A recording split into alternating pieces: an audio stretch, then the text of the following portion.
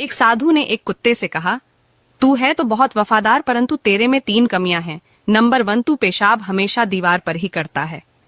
Number 2, तू भिखारी को देखकर बिना बात के ही भौंकता है। नंबर 3, तू रात को भौंक भौंक कर लोगों के नींद खराब करता है। इस पर कुत्ते ने बहुत ही सुंदर जवाब दिया।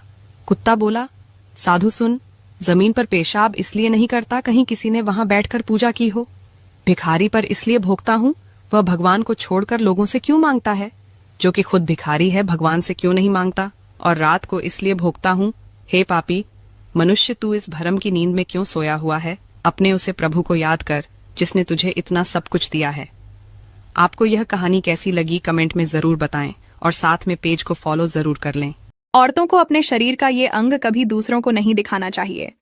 जानने से पहले लाइक सब्सक्राइब जरूर करें। एक स्त्री को कभी दूसरे पुरुषों से अपनी आंखें नहीं मिलानी चाहिए, अन्यथा पुरुष इसे किसी प्रकार का इशारा समझ सकते हैं।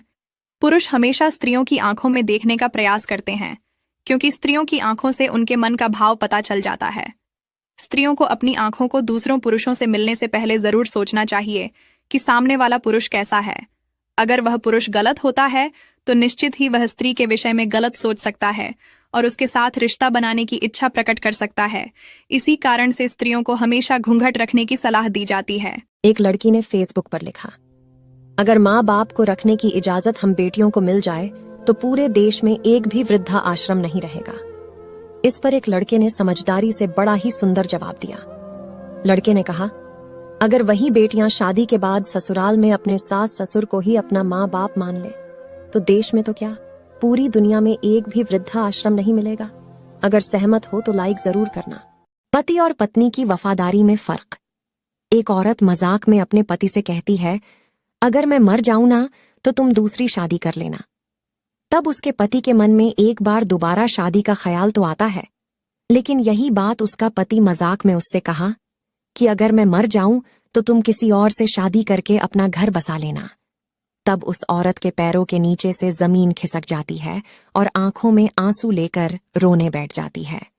पत्नी के मन में कभी दोबारा शादी का ख्याल तक नहीं आता। बस इतना ही फर्क है पति और पत्नी की वफादारी में। बात अच्छी लगे तो वीडियो को लाइक जरूर करें। स्त्री के बगैर पुरुष की जिंदगी बेकार है। मंदिर में श्री कृष्ण के साथ राधा, श्री राम के साथ सीता, शिव के साथ पार्वती, और सुबह से लेकर शाम तक मनुष्य को हर काम में स्त्री की आवश्यकता होती है। दिन की शुरुआत उषा के साथ और समाप्ति संध्या से होती है।